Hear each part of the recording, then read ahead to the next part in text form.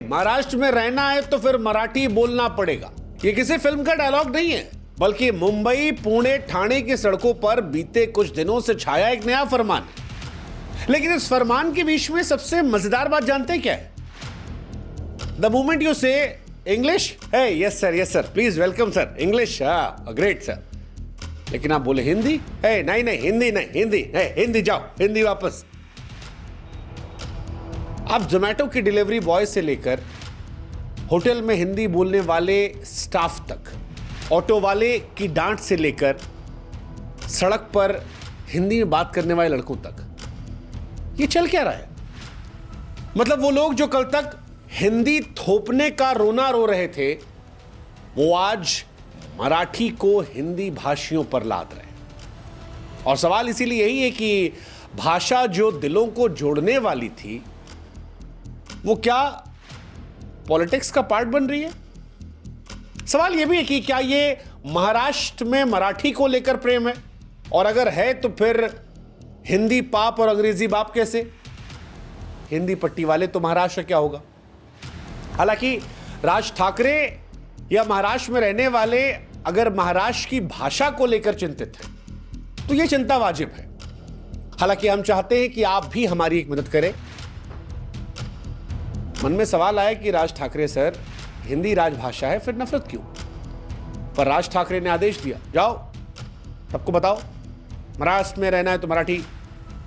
और उनकी पार्टी के गुंडों के बारे में आप जानते हैं, अंधेरी में गए डीमार्ट के कर्मचारियों को पीटा, हिंदी में बात कर रहे थे, एक सिक्योरिटी गार्ड को थप्पड़ मार दिया, महिलाओं को भी डांटा धमकाया, और कई लोगों से कहा हिंदी जो बोलेगा उसे गाल पे थप्पड़ पड़ेगा। अब ये भाषा सिखाने का तरीका था या सियासत को चमकाने का? जवाब बड़ा सिंपल है। हालांकि बाद में दबाव बना, शांत हो गए, लेकिन ये मन में सवाल पैदा कर गया कि ये सारा खेल सियासत का है।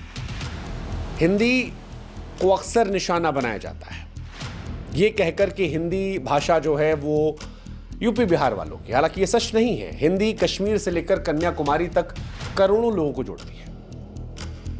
मराठी और कन्नड़ भाषीय लोगों को लगता है कि उनकी पहचान दब रही है। हालांकि मैं फिर कह रहा हूं कि जिनको लगता है कि उनकी पहचान दब रही है, उनकी भावना जायज है, लेकिन आप आग लगाकर तो नहीं कर सकते ना। अगर आपको इस बात का डर है कि आपके ऊपर किसी और की भाषा ना थोपी जाए, तो आप भी तो किसी और पर अपनी भाषा नहीं थोप सकते हैं। और अगर राज ठाकरे सर या उनके जो लोग हैं वो हिंदी भाषियों को परेशान कर रहे हैं, तो फिर मुंबई में बॉलीवुड क्यों? ये लोगों में आपने नहीं सुना होगा। कभी सुना आपने यूपी बिहार के किसी बड़े बिजनेसमैन को मुंबई में टारगेट किया गया? या यूपी बिहार के जो नेता जाते हैं मुंबई, कभी सुना आपने कि इनको टारगेट किया गया है? No Hindi, no Hindi. यही तेजस्वी यादव स्टालिन के पास जाते हैं।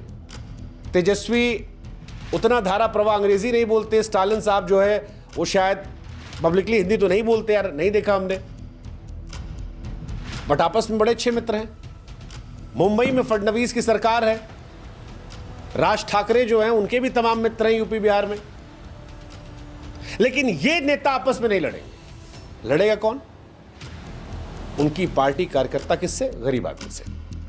कहा ना सर, गरीब पर ताकत दिखाना आसान होता है। तो एक तो ताकत दिखाना आसान होता है, दूसरा हिंदी बड़ी आबादी उनको चेस करना आसान होता है। इसी वजह से इनको टारगेट किया था। और सबसे बड़ी समस्या है कि यूपी बिहार के नेताओं में अपने लोगों के लिए स्टैंड लेने की शायद हिम्मत नहीं है।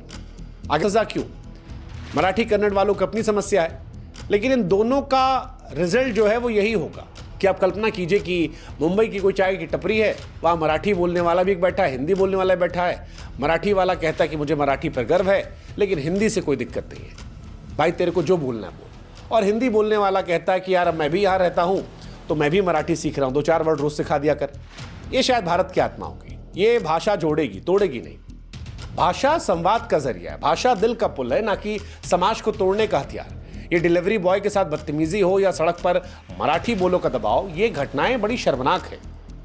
राज ठाकरे की सियासत हो या कर्नाटक में कन्नड़ का उन्माद, ये सब भाषा के नाम पर पॉलिटिक्स करने की साजिश है। और लोग खामोश इसलिए होते हैं क्योंकि उनके समाज की बातें हो रही हैं, उनसे जुड़ी किसी की बात हो रही है। और जिस आदमी के समाज पे होते हैं अक्सर लोग चुप आते हैं। जात पात, धर्म, भाषा, कोई भी मसला, किसी जात के बारे में कोई नेता बात करने लगे, भले वो गंदी बात करे, लोग कहते छोड़ दो ना, हमारी जात का है यार, हमारे धर्म का, छोड़ दो यार, ऐसे ही भाषा पे छोड़ देते हैं। बट गलत तो गलत कहना सीखना पड़ेगा अगर आपको एक रहना, नहीं तो लड़ो मरो आपस में। मराठी, हिंदी, कन्नड़, हर भाषा भारत की शान है यार। जबरदस्ती छोड़कर प्यार से एक दूसरे की भाषा सीखिए, एकता में ही ताकत है। उम्मीद करते हैं कि महाराष्ट्र में, कर्नाटक में जो लोग हमको सुन रहे हैं, अगली बार वो भी थोपेंगे नहीं और हिंदी वाले भी जाकर सीखेंगे, इस तमाशे को रोकेंगे, भारत की असली आत्मा को जगाएंगे।